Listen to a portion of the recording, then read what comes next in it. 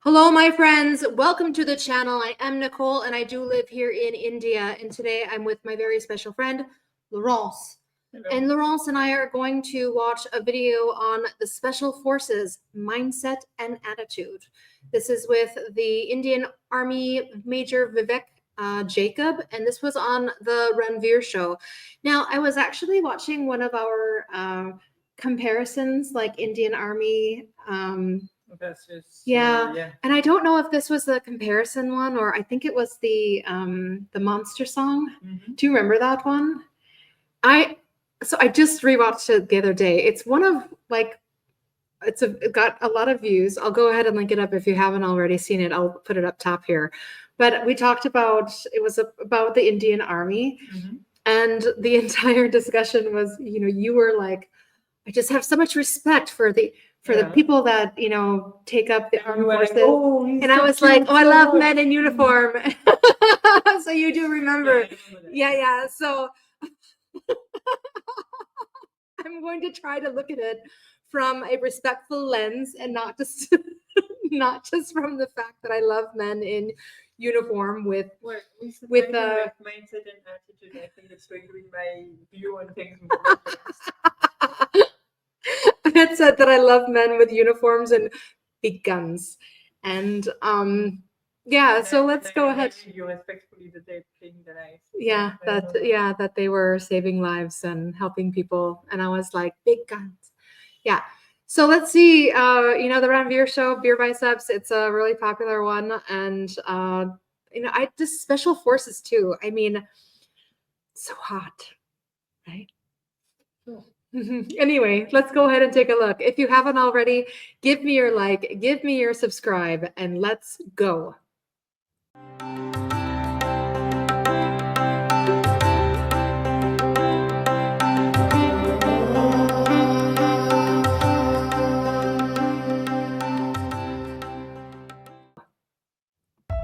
Suddenly, a whole machine gun fire started on us. Accurate machine gun fire.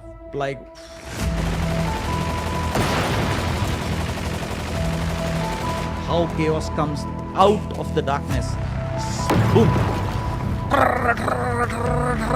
Accurate fucking bloody this big motherfucking bullets coming at you. So 2 seconds into that, and I just thought at that point of time that the man who stands now and returns fire, he's the leader.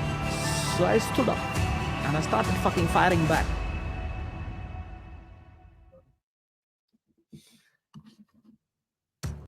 That was powerful and true. Yeah.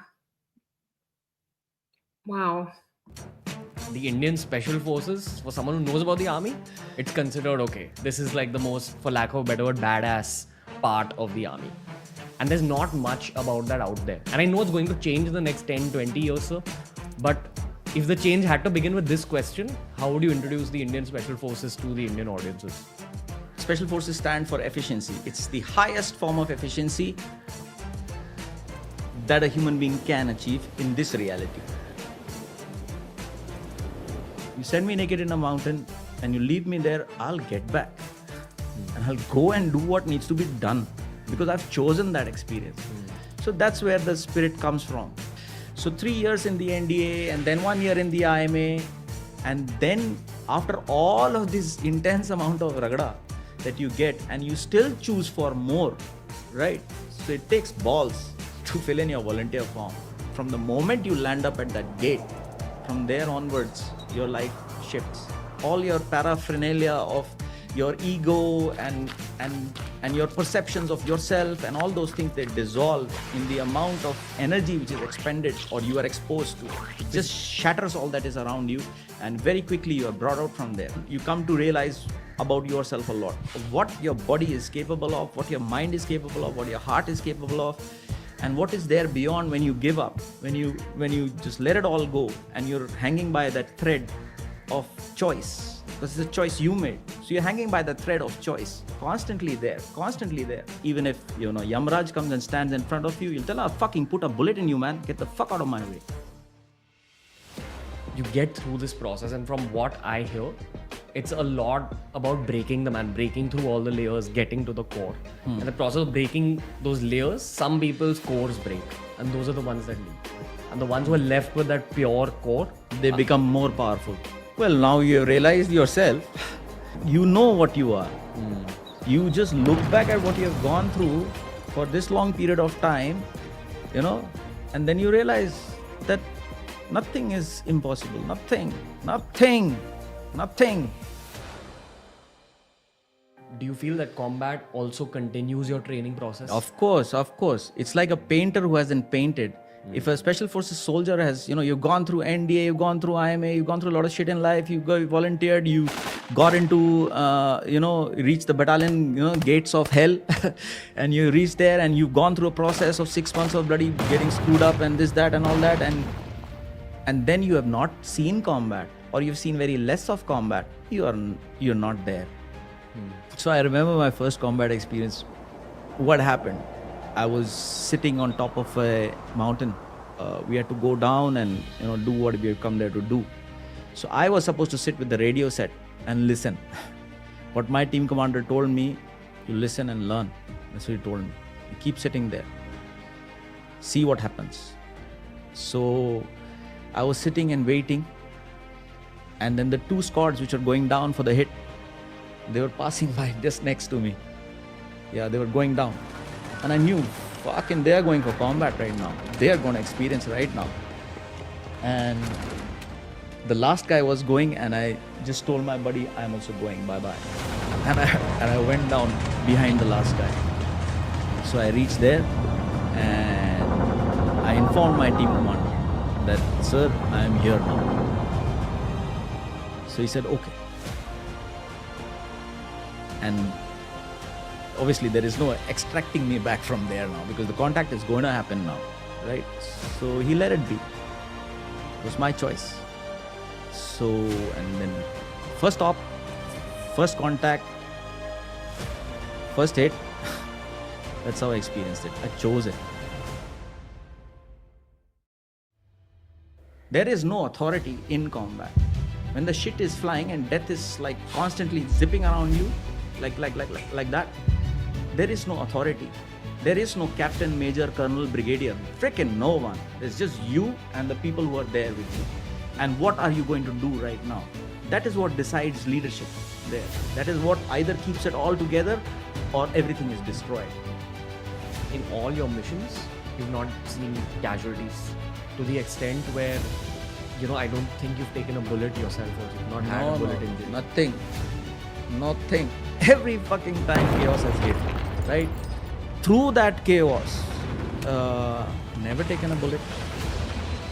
Had enough of fucking bullets fired at me. I've had fucking weapons shoved in my face. I've been surrounded by enemy.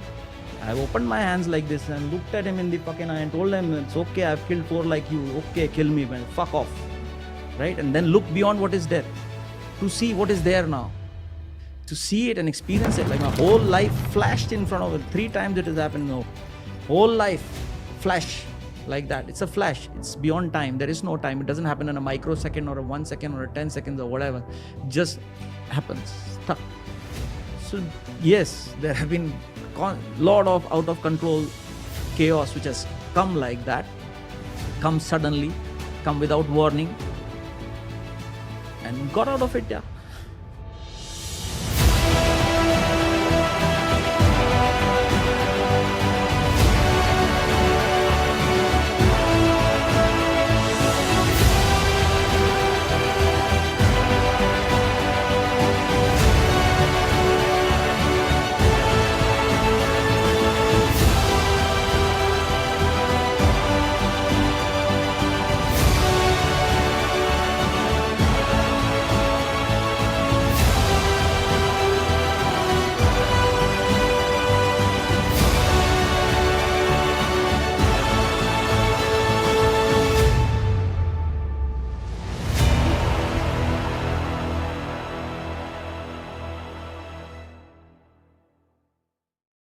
Holy crap. There was a lot of swearing. There was a lot of swearing. Are you tearing up? No? Oh, I was. Especially that last part where they showed all All the mentor. quotes. Yeah. Yeah. Oh, wow. I have really been superficial in my life.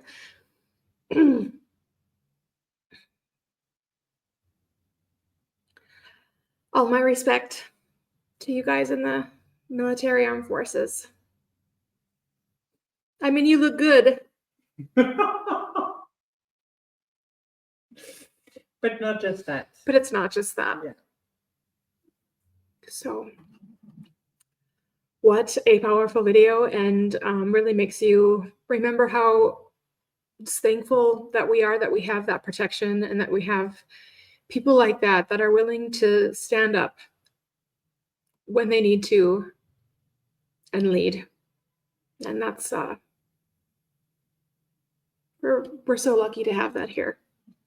So all my respect, and thank you so much for your service. As always, we love you, and bye-bye.